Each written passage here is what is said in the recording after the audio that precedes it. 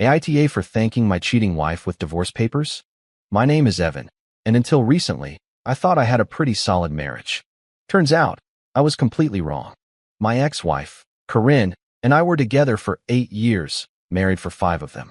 We met at work. She was in HR at another company, but we would run into each other at industry conferences. She was smart, ambitious, and had a confidence that I found very attractive. I am an accountant. It is not exciting, but I do well for myself. Stable job, good salary, own my own home. Nothing flashy, but reliable. Corinne started working late more often, always left her phone face down during dinner, and seemed distracted when we talked about future plans. She had gotten a promotion a year ago to senior HR manager, and I figured the new responsibilities were just keeping her busy. I wanted to be supportive. The first real sign came during a company social event she dragged me to. Normally, she would introduce me to her colleagues, but this time she seemed annoyed that I was there, avoided talking about me, and was constantly checking her phone. When I brought it up later, she chalked it up to work stress. Then came the business trips. She used to travel occasionally for conferences, but suddenly she was out of town every other week. Seattle, Portland, San Francisco, always for one-night stays. She would come back with stories about boring presentations and networking events, but there was something off about how she told them, as if she had rehearsed them. Another thing was the shopping. Corinne started buying expensive clothes, well above her budget. Designer dresses, fine jewelry, shoes that cost more than my monthly car payment. When I asked about it, she said she needed to look professional for her new role. It seemed reasonable enough, to a point. The breaking point came on a typical Tuesday. I got home around 6 and found her getting ready in the bedroom.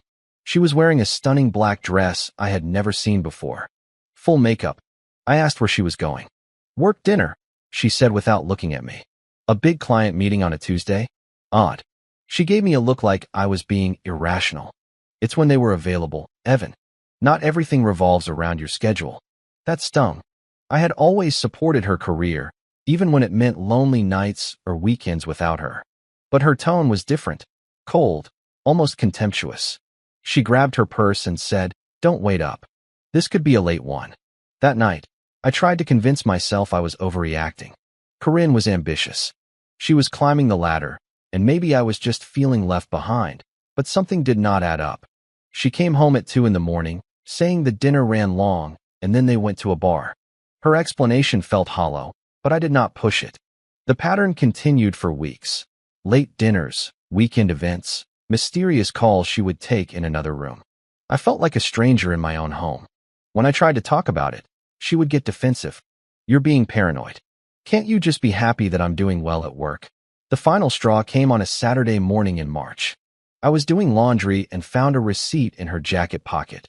Dinner for 2 at a high-end steakhouse. On the same night, she supposedly had a work dinner. Over $200.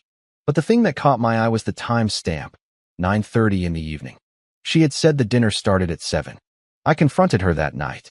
She was on the couch, scrolling through her phone with that secretive smile she had been wearing for months. "Hey, Corinne, can we talk?" I said. "What is it?" she replied, annoyed at the interruption. I showed her the receipt. "I found this in your jacket. From the dinner on Tuesday." Her face went pale for a second before she composed herself. "Oh, that. We ended up going somewhere fancier than planned." The client insisted. "The receipt says it was at 9:30. I thought the meeting was at 7. Her expression hardened. "What is this, an interrogation? Are you going through my receipts now?" "I'm just trying to understand," I said. "Understand what?" She shot back, crossing her arms. "That I have a demanding job? That meetings run late? God, you're acting like a jealous husband from a bad movie." The way she said jealous husband, as if it were something pathetic, stung me. "I'm not trying to be jealous," I said, trying to stay calm. "I'm trying to understand why you're lying to me." That is when she exploded. "Lying? Really? I'm working my butt off to contribute to this household while you're playing detective with my receipts. Maybe if you put half that energy into improving yourself, we would not be having this problem." Improve yourself? That phrase stuck with me, like I was some project that was no longer worth the effort. The fight escalated from there. Corinne accused me of being controlling and insecure.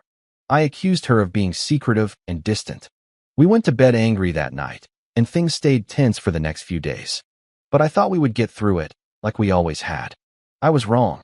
The truth came out 3 weeks later, and not because Corinne confessed. I was going through our credit card statements, not snooping, just doing our monthly budget review, when I noticed hotel charges on days she was supposed to be working. The downtown Marriott, twice in 1 week.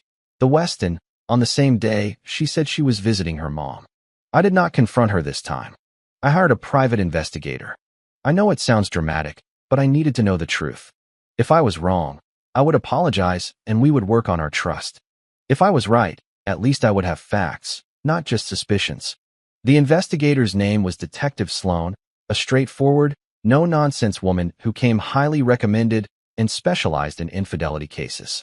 In our first meeting, she explained how it all worked: surveillance, photography, documentation. She warned me that sometimes the truth is not what you expect, and asked if I was prepared for whatever we might find. I thought I was. I was not. Sloan's first report came after a week of surveillance.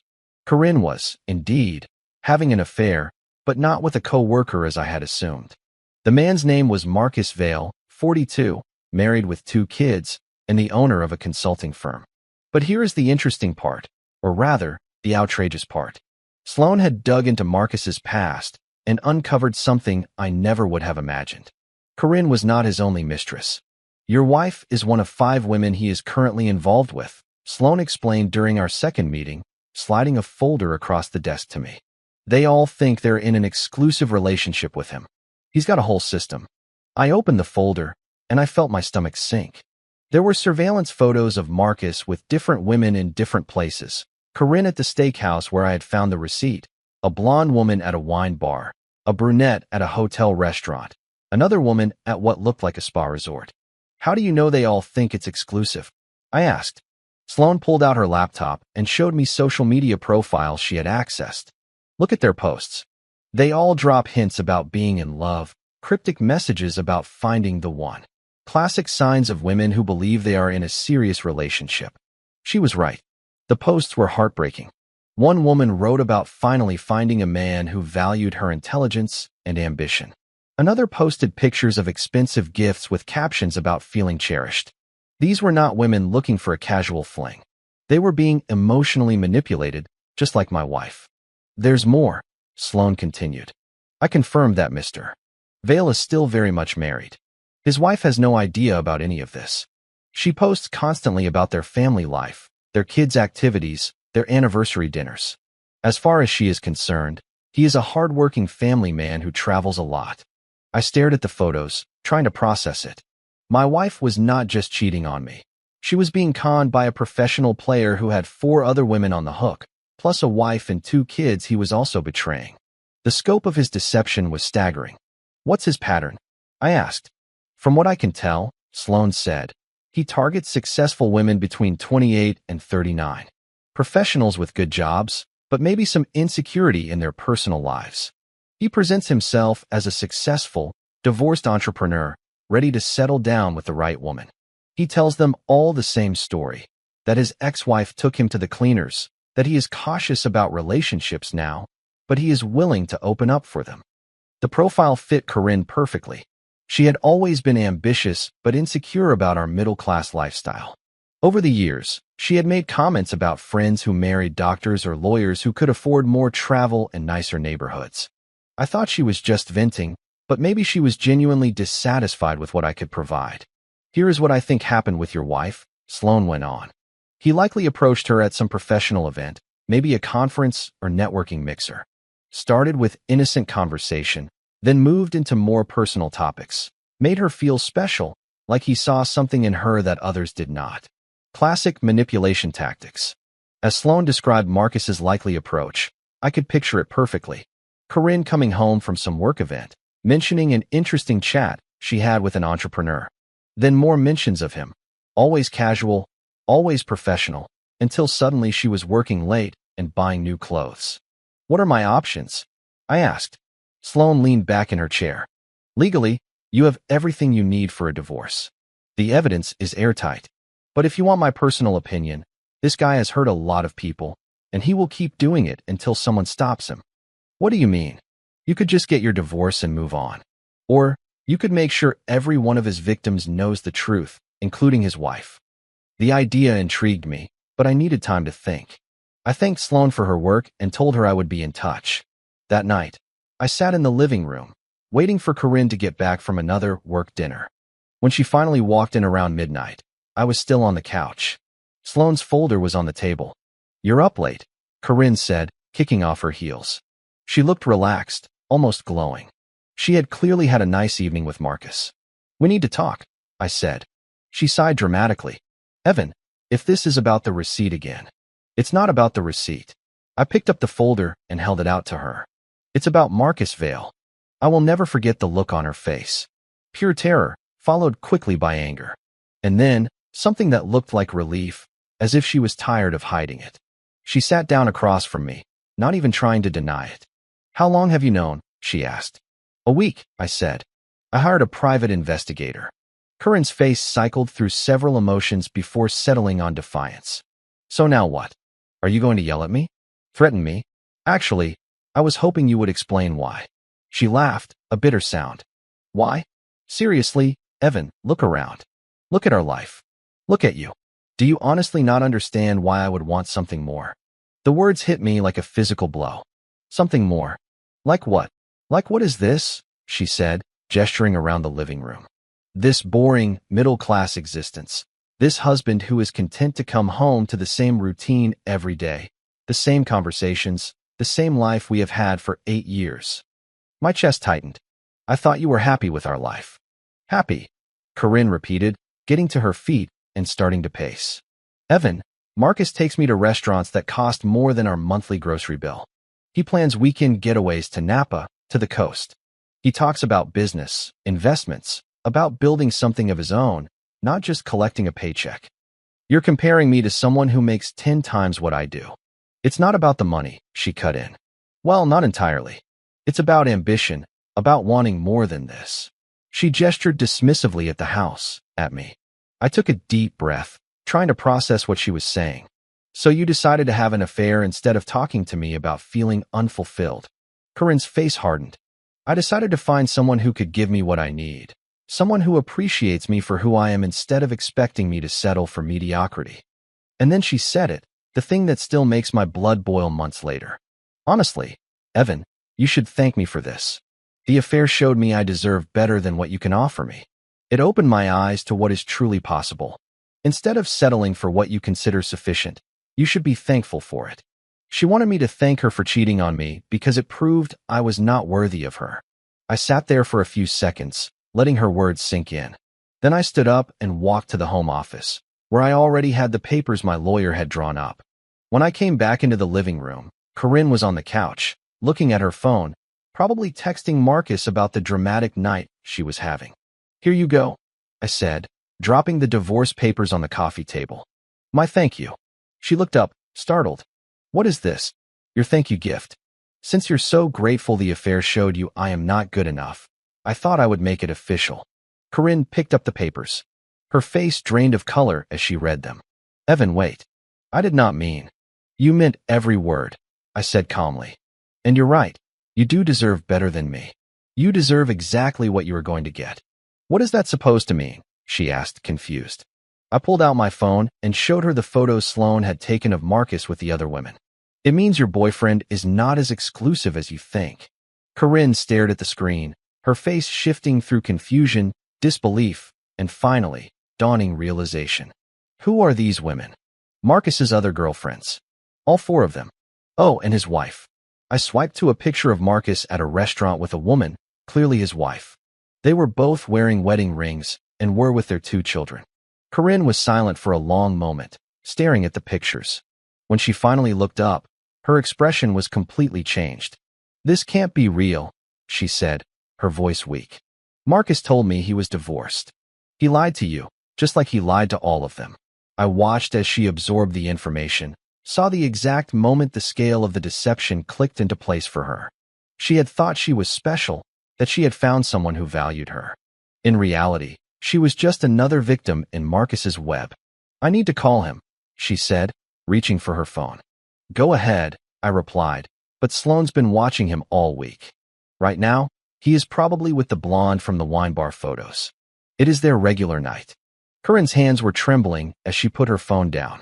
For the first time since I had known her, I saw she was completely lost. What do I do? She whispered. You sign the divorce papers, I told her. And then you decide if you want to stay with a married con artist or not. But either way, you will not be doing it as my wife. The next few days were a blur of awkward conversations and paperwork. Corinne signed the papers without a fight. I think she was too much in shock over Marcus to put up a fight about our marriage ending. She moved in with a friend while we sorted out the details, but I was not done. I called Detective Sloan and asked her to help me contact the other women Marcus was involved with. It took some work, but we managed to get contact information for all of them, including Marcus's wife. My plan was simple: get them all together under the pretense of discussing Marcus. I would rent a conference room at a hotel and send each of them a carefully worded message, saying I had important information about Marcus Vale that they needed to hear in person. Sloan thought it was risky. What if they do not show up? What if Marcus finds out and warns them? Then at least I will know I tried, I told her. But I think they will come. From what I have seen on their social media, they are all emotionally invested. They will want to know the truth. It took me 2 weeks to organize, but I got all 5 of them to agree to meet. I booked a room at the downtown Hilton for a Saturday afternoon and sent them the address and time. The message was vague but intriguing. I have important information regarding Marcus Vale that affects your relationship with him. Please come alone. On the day of the meeting, I arrived early to set up. Sloan came with me, both for support and to help guide the conversation. We arranged the chairs in a circle and had copies of all the photos and evidence ready. The first to arrive was Elise, the blonde from the wine bar photos. She looked nervous, glancing around like she was not sure she was in the right place. Are you Evan? She asked when she saw me. Yes, thanks for coming, Elise. We are just waiting on a few more people, and then I will explain everything. Next came Brooke, a brunette in her early 30s who Sloan had photographed at the hotel restaurant. She seemed more confident than Elise, but I could tell she was curious. The third was Taryn, a redhead Marcus had been seen with at several upscale spots around town. She looked uneasy but too intrigued to leave. Then came Fallon, the woman from the spa resort photos, probably the youngest of the group in her late 20s and the most nervous looking. Finally, Marcus's wife, Vivian, arrived. She just looked confused and concerned, with no idea what the meeting was about. Sloan had contacted her with a different message, telling her we had important information about her husband's business dealings. Once they were all seated, the room fell silent. 5 women who had no idea they all shared the same man, looking at me expectantly. Thank you all for coming, I began. I know this is unusual, and I appreciate your time.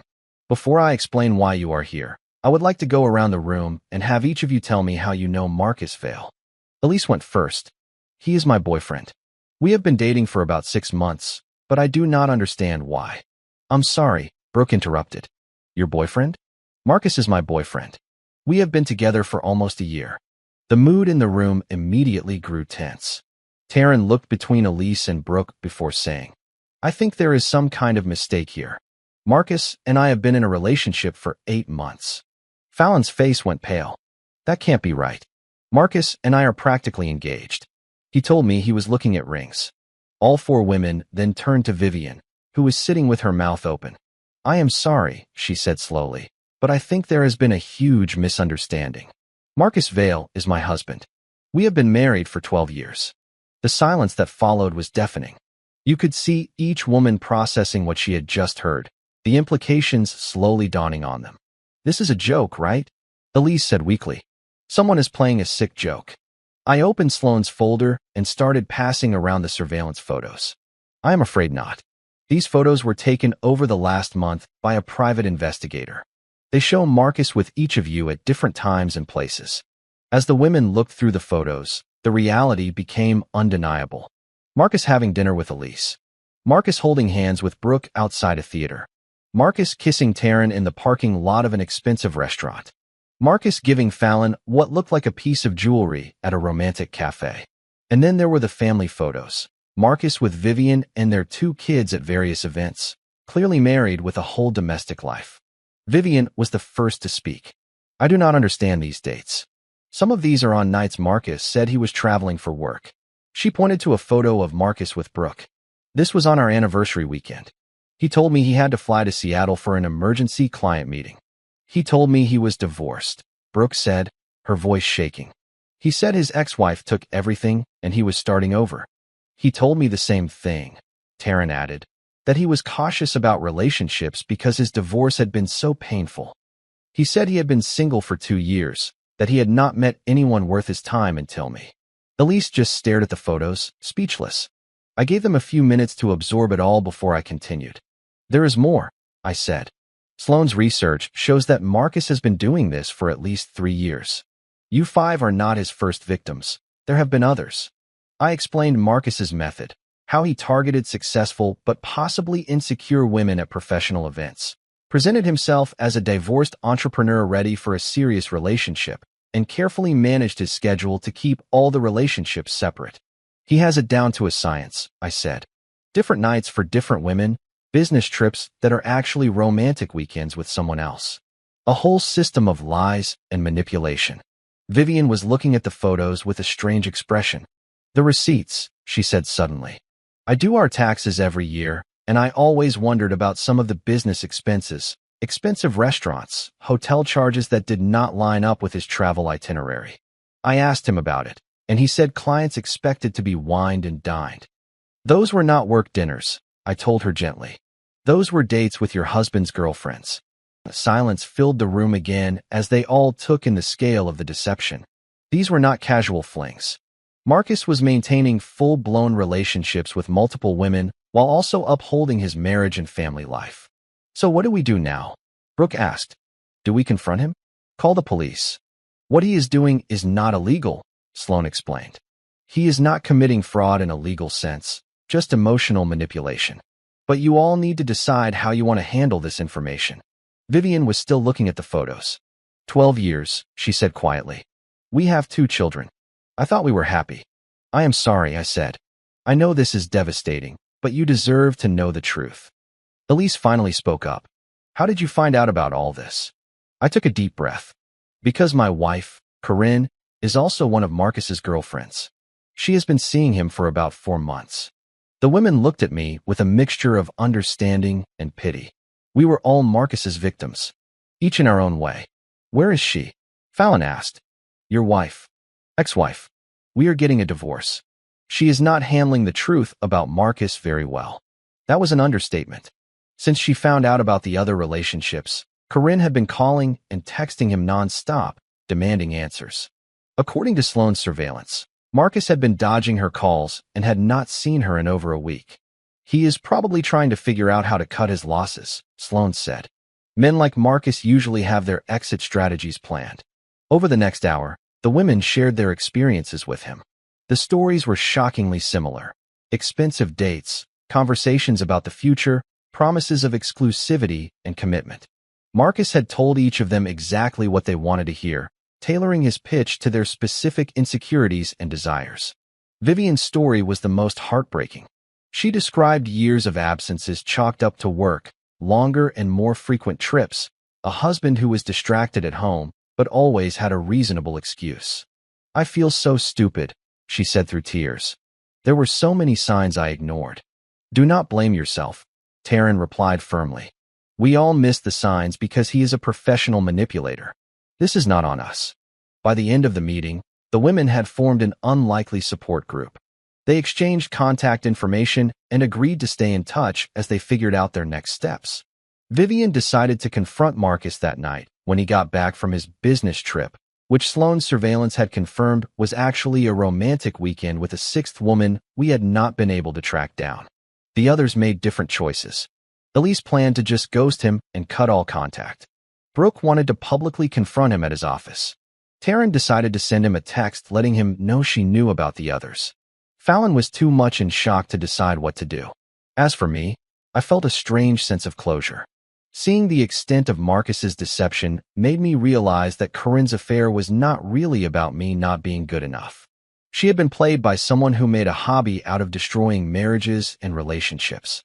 It did not excuse her behavior or the cruel things she said to me, but it put it in perspective. She was a victim, too, even if she had hurt me in the process. The fallout from the meeting was swift and dramatic. Vivian confronted Marcus that night, and kicked him out of the house. By Monday morning, she had filed for divorce and contacted a lawyer to seek sole custody of their children. Brooke followed through with her plan to confront him at his office. She showed up during the lunch rush with printouts of the surveillance photos and made sure his colleagues and clients got a good look at the kind of man they were dealing with. Elise sent him a simple text. I know about Vivian, Brooke, Taryn, Fallon, and Corinne. Lose my number. Taryn was more creative. She waited for Marcus to text her asking her to dinner and responded with a group text that included all the other women's numbers. It just said, "Which one of us were you hoping to have dinner with this time?" Fallon eventually decided to write a long letter to Marcus, explaining how his deception had affected her, but she never sent it. She said just writing it was cathartic enough. As for Corinne, she managed to get in touch with Marcus a few days after the meeting. According to what she told me later, he tried to spin it that the other relationships were not serious, that she was the only one he really cared about. When that did not work, he called her crazy and blocked her. A week later, she showed up at my new apartment. She looked like she had not slept in days. You were right, she said when I opened the door. About everything. Marcus, the other women, all of it. I let her in, mainly because she looked like a wreck and I was worried about her driving in that state. He used me, she continued, sitting on my couch. Everything he said, everything I thought we had, it was all a lie. I am sorry, I said, and I meant it. Seeing her pain reminded me that we were both victims of Marcus's manipulation, even though she had hurt me, too. I know I do not deserve your forgiveness, she said. The things I said to you, about you not being enough. I was so wrong. I got caught up in the fantasy of a different life, and I could not see what was real anymore. We talked for a long time that night. Corinne apologized not just for the affair, but for the way she had treated me throughout our marriage. She admitted she had been unhappy with her life, but had never been honest about it, not with me and not with herself. I thought Marcus represented everything I was missing, she said. Success, excitement, sophistication. But it was all a facade. He did not care about me at all. I accepted her apology, but I made it clear that it did not change my mind about the divorce. The trust and our bond were too broken. Still, I was glad we could part on better terms. The divorce was finalized 3 months later. Corinne moved back to her hometown to be near her family and rebuild her life. We do not keep in regular contact, but we exchange holiday cards and the occasional update. Last I heard, she is doing well, single, focusing on her career, and in therapy to work through the experience. Vivian's divorce from Marcus was messier. He fought for joint custody and claimed Vivian was poisoning the kids against him, but the evidence of his infidelity and deception was overwhelming, and the court was not sympathetic. Vivian got primary custody and a favorable settlement. Marcus's business suffered, too. His reputation was in tatters, and several clients canceled their contracts. The last I heard, he moved to another state to start over. Hopefully, the women there are more cautious, though I doubt Marcus has changed. Update. A few people asked if there were any legal consequences for Marcus.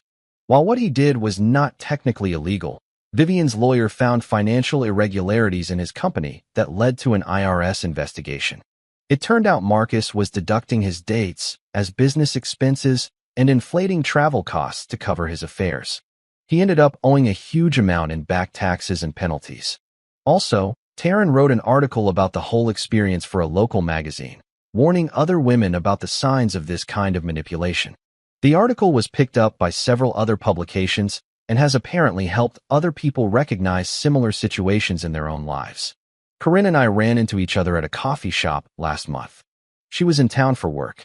She looked good, healthy, calm, and with a confidence she did not have during our marriage. We chatted briefly, and she told me the whole experience taught her to value genuine connection over superficial success. Apparently, she is now dating someone she met in a hiking group, an elementary school teacher who makes a fraction of what Marcus claimed to, but who shares her interests and treats her with respect. It is funny how life works out sometimes. The worst thing that happened to our marriage ended up being the best thing that could have happened to us as individuals. Anyway, that is my story. Thanks for reading. And remember, if someone tells you that you should thank them for betraying you, divorce papers make an excellent thank you card. If you liked it, don't forget to leave a comment and support the channel by subscribing. See you in the upcoming stories.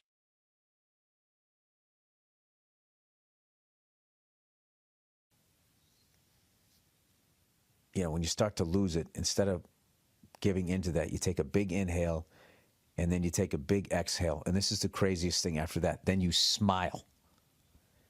And I was like, do you just smile? You make yourself smile? That just sounded insane to me. And then I tried it, and it works because you're smiling as your brain is like angry. And then it just, how it works for me is it makes me laugh at the fact that I was mad. It makes me feel stupid. Like, why would I get mad? What problems do I have? This is dumb. Okay, so it's been really working with, like, we'll put my my anger into like hockey terms here. All right, I got my 2-minute minors, I got 5-minute major, and then a 10-minute misconduct. So that really seems to be working, especially with the 2-minute minors. Like, it stops almost before it even starts.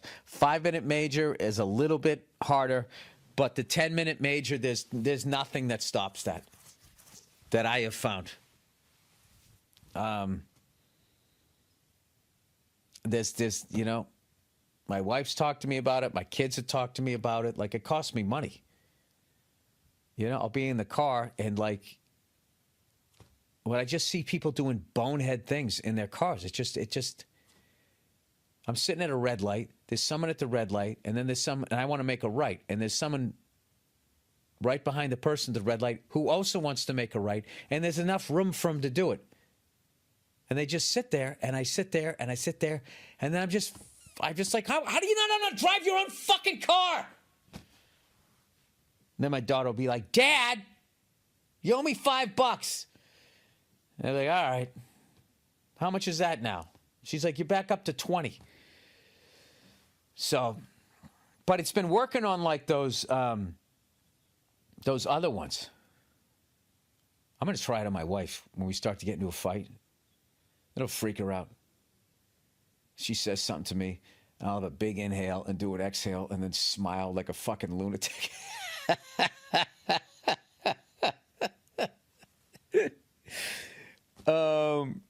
Here's one for you. Here's something I wanted to talk about. I started to watch that movie American Gigolo, and I got too busy, and it timed out. I rented it off of YouTube, right? So American Gigolo, when that movie came out, starring Richard Gere, it was a controversy or whatever, this male fucking prostitute or whatever. I don't know. I remember I was really young when it came out. I was like 11, 12 years old. And back when you could be an 11 and 12-year-old, you hadn't already consumed 1,000 hours of fucking porn like most of these poor kids. So I was old school 11 and 12. So I remember there was like a bit of a controversy, but I didn't remember what it was about. So some of that movie came up, and I go, is that a good movie? And this buddy of mine knows I'm a car guy. I was, oh, dude, there's this killer fucking scene of Richard Gere driving like a Mercedes, 450 SL or whatever, out to Palm Desert. And I love seeing like, old footage of Los Angeles, which, by the way, the Rockford Files is amazing for that. That original pilot, which was a 2-part movie, and that did so well that turned into the series. They have like this incredible shot of, Gazzari's? It's a big music place venue where all these bands that I loved in the 80s used to perform at. But anyway, I go to watch this movie, and in watching this movie, I found this very obscure movie trope from back in the day. Any movie in the 60s, 70s, and into like the early 80s, if there's a scene and there's a pool, all right, and there's some sort of opulence, rich, upper crust thing going